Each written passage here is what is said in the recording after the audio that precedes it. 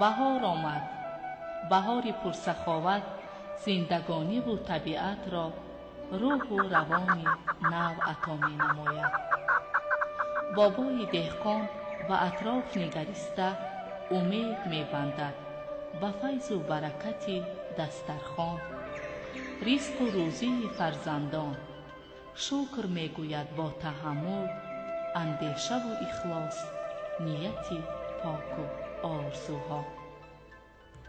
بهار هر سال می آید، ولی طبیعتش این است که ما انسانها را هرگز ترک نمی گوید و از خود در همه جا نقشه و نشانی می گذارد.